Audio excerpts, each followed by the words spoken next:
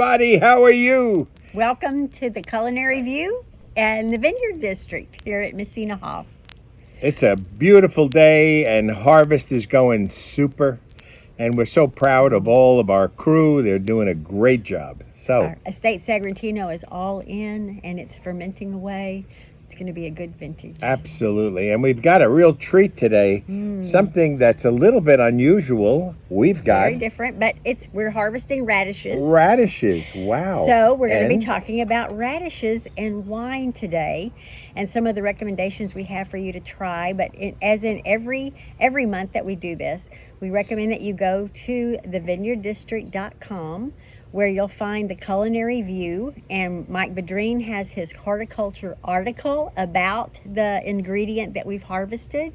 The Vintage House has a recipe that's featured with that ingredient, and then we talk about the wine pairings for that ingredient. So it's a great resource, and when you go on to the Culinary View garden site, it also has a lot of links to other resources for gardening.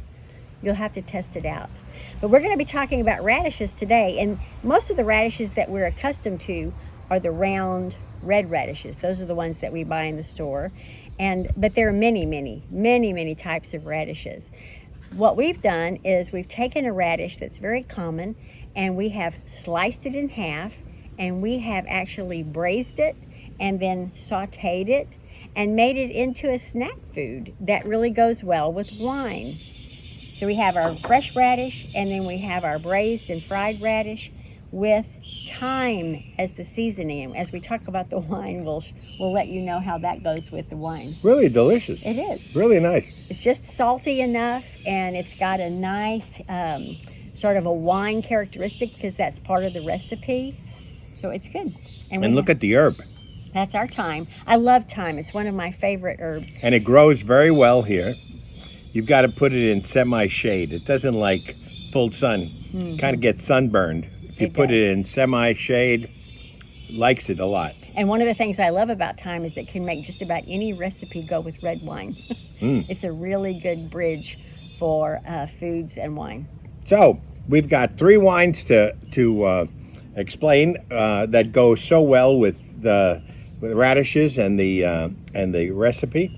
This is Viognier. It's 100% Viognier, and this has just a hint of oak, just a little bit of oak. It's really really nice and crisp, but that little bit of oak gives it a creamy character. It It's does. 100% Viognier. And some stone fruit character too, like peaches. Oh, it's really got a nice light peach character as well. And this is the 21 vintage. And I can tell you that Viognier is one of the white varieties that has made Texas very, very popular because our Viogniers are very, very nice. They're crisp, they're lovely, they're aromatic. It's a nice variety for the state of Texas. Now with radishes, we use these a lot raw, where we actually slice them or chop them and put them in salads or slaws. That goes really well with white wines like the Viognier. Now, the second wine is Mourvedre. Now, we use Mourvedre in our GSM, which is Grenache, Syrah, and Mourvedre, but we also make it as a standalone varietal. And this is a very unique blend. It is blended with Tempranillo and Petit Verdot. So it is dark and rich and wonderful. It is the best Mourvedre that we've made in many, many years. And here comes the helicopter overhead, so we're in good shape. This is the 21 vintage. It's really lovely. And the nice thing about the two reds that we're showcasing is that the Mourvedre is a very rustic red wine. It's hearty. It goes well with wild game, and so it really suits itself to the radish, the braised and fried radish. It's excellent. It's got an earthy character. It does have It's an really earthy nice. character. It's really special. Now And- the Merlot is a more elegant. Oh, absolutely. wine. Silky. I would call it Silky. silky. And this wine sings without a doubt, right? I think an Italian love song. Oh. Yes. So this is the 20 vintage of the Private Reserve Merlot. It grows very well on the high plains.